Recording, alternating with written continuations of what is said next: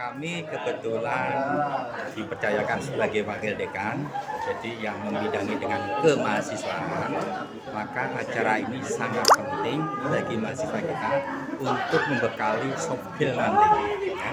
Walaupun basicnya bukan dari jurnalis, tapi yang namanya mahasiswa itu harus bisa yang mengetahui. Karena informasi itu perlu untuk disebarluaskan. Apalagi ini salah satu teknik menulis. Nah, dengan menulis itu orang akan bisa mengetahui bagaimana runtutan-runtutan menulis itu agar bermakna dan berguna bagi masyarakat luas. Jadi sangat penting acara ini bagi masyarakat kami dalam pembekalan soft skill apabila nanti sudah lulus.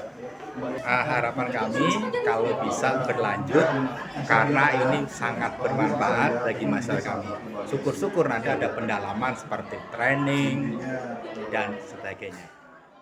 Terima kasih. Assalamualaikum warahmatullahi wabarakatuh. Ya, ini kegiatan kerjasama antara PJMI dengan FKUIA. Alhamdulillah telah berjalan dengan baik dan peserta sepertinya sangat antusias mengikuti kegiatan ini. Perlu saya jelaskan bahwa kegiatan ini sering dilakukan oleh PJMI dengan sejumlah kampus. Ini bukan yang pertama dan juga bukan terakhir.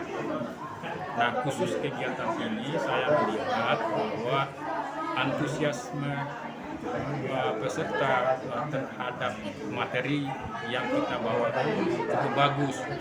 Jadi konten materinya tentang jurnalistik digital, tentang AI dan medsos, dan itu memang sangat dibutuhkan oleh teman-teman mahasiswa. Nah, saya berharap teman-teman yang menjadi peserta saat ini akan menjadi anggota PJMI muda. Apa yang telah kita diskusikan bersama bermanfaat, kemudian mereka berkarya, tidak hanya sampai pada diskusi ini, tapi karyanya. Nah, media-media yang tergabung di PJMI siap menampung karya-karya mereka. Saya mengajak mari kita berkarya di PJMI sekaligus menjadi anggota muda PJMI. Seberapa penting acara ini diadakan, Pak? Sangat penting karena yang pertama generasi muda, mahasiswa, dosen dan semuanya membutuhkan jurnalistik sebagai salah satu publikasi dan melatih menulis dan memberitakan sesuatu. Terus yang kedua, kegiatan ini juga memberikan bekal kepada kita semua untuk membangun jaringan dengan media, terutama dengan persaudaraan jurnalis Muslim Indonesia. Semoga dengan kerjasama dan kita terus meningkatkan kualitas kita akan menjadikan mahasiswa dan dosen tenaga pendidikan semua sebagai insan media jurnalistik yang ada di Indonesia. Terima kasih. Ya. Harapannya, Pak? Harapannya kegiatan ini bisa memberikan karya nyata seperti PJMI Muda dan karya-karya pada saat mahasiswa memberitakan, menulis publikasi dan semuanya. Ya, alhamdulillah. Terima kasih, Bapak. Ya. Magazine, radio dan semuanya. Kalau kita bicara masalah jurnalistik, ya Pak ya, sekarang apalagi di media digital seperti ini, maka not only newspaper printed as a print media, tapi juga as a digital media. Ini menjadi hal yang sangat penting, ya. Adik-adik semua, halo. Hai. Menjadi hal yang sangat penting. Bagaimana kita bisa follow IG-nya UIA? Bagaimana kita bisa follow IG-nya PJMI? Bagaimana kita bisa mengisikan konten kreatif konten di berbagai media? Sekarang itu nggak hanya printed, not only as a printed media, but also digital, also hybrid dan sebagainya. Ini menjadi hal yang sangat penting. Pak, radio udah nggak diminatin. Ya, untuk sebagian kalangan, tetapi untuk sebagian masih penting. Televisi apalagi, kita lihat Palestina, ya masih perebutan dan sebagainya. Ini menjadi perjuangan kita bersama dan sebagainya. Next, karena memang waktunya nggak lama.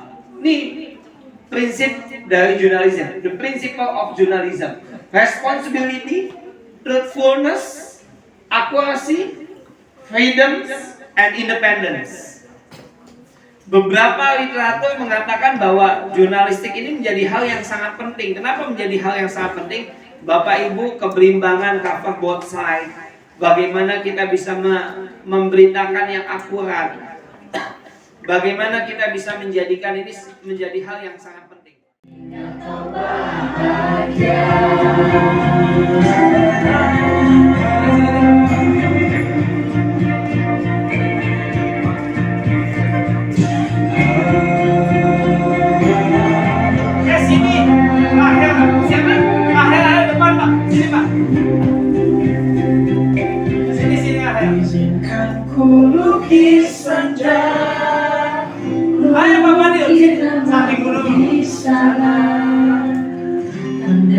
Kamu bercerita, menangis tertawa, biar lukis lawan. Ayo mana suaranya? Bahwa kamu minta-minta untuk temanimu yang terluka, hingga kau bahagia.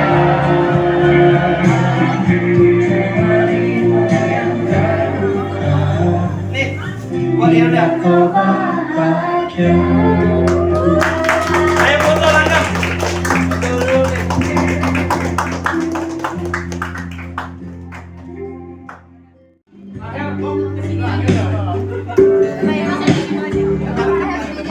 Oh di situ aja. Nih Mbak Dita kasih. Dari kejauhan.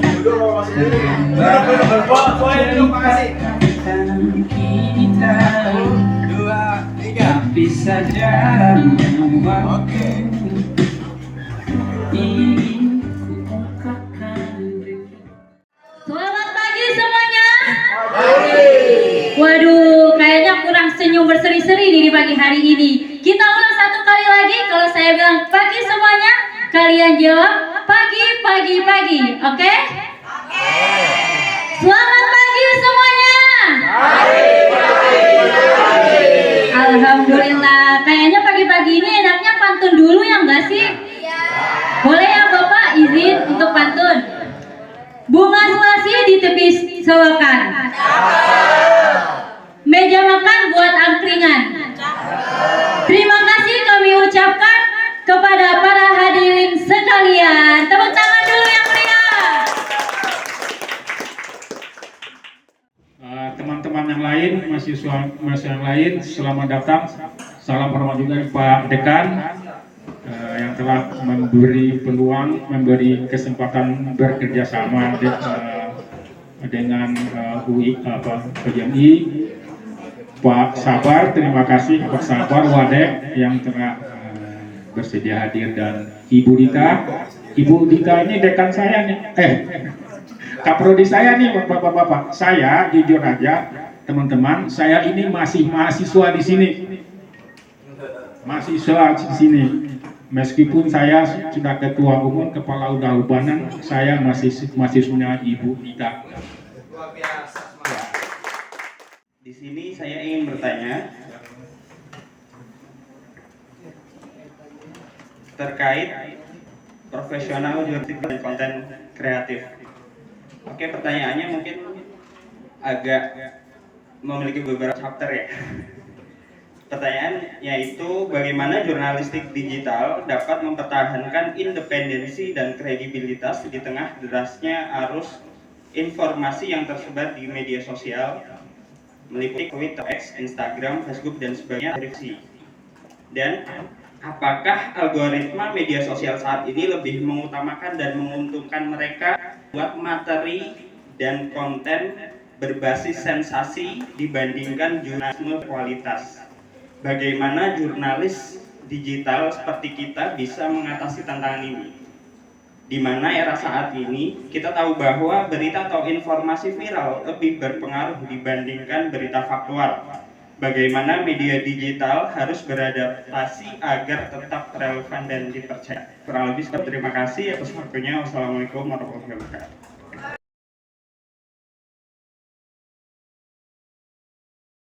Karena sekarang ada pemionya, no viral, no justice, itu dihukum. Kalau tidak diviralkan dulu, tidak akan ada hukum.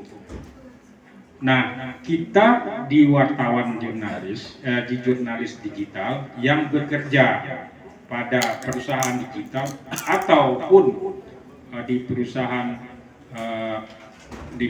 yang kita bikin sendiri yang belum terverifikasi di Dewan Pers.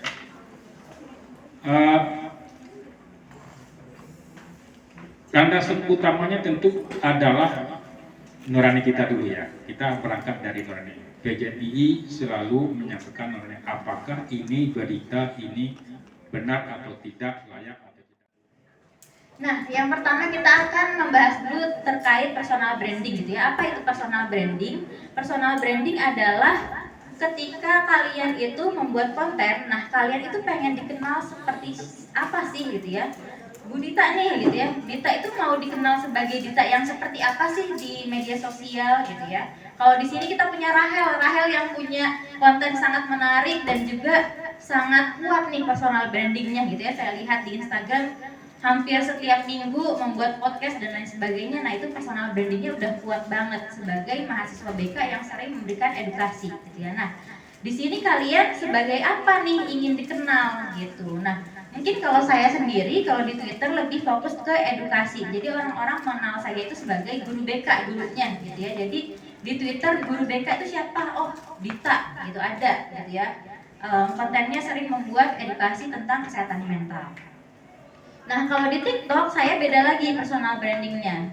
Justru malah orang yang sering berbohong kalau di TikTok karena konten saya itu konten yang sering berbohong. Mungkin ada di sini mahasiswa juga ada yang tahu gitu ya, karakter saya di TikTok tuh justru jauh berbeda dari saya di sini gitu ya. Mungkin orang-orang juga nggak nyangka kalau saya ini dosen di sini gitu ya. Tapi dari konten-konten saya justru memberikan edukasi secara tidak langsung bahwa oh berbohong itu tidak baik gitu dan lain sebagainya. Nah silakan di next dulu. Nah untuk membangun personal branding gitu ya, kalian itu ingin dikenal sebagai siapa? Sebisanya aja, nggak apa-apa, salah nggak dihukum.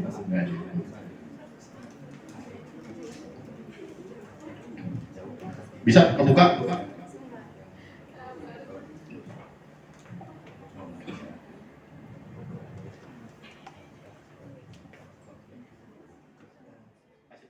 Perkenalkan saya Rahel, saya mahasiswa juga dari FKIP. Dan kebetulan ini saya difabel juga dan saya udah lama juga mengisi konten atau mungkin bisa dikatakan sebagai influencer gitu ya. Tetapi pertanyaan saya adalah di tengah algoritma hiburan yang mungkin lebih banyak diminati atau misalnya kayak berita-berita viral dan sebagainya, bagaimana untuk para konten kreator khususnya saya juga kan berfokus di dalam edukasi, jadi di dalam konten saya itu hampir banyak memuat seputar pendidikan atau mental health dan sebagainya.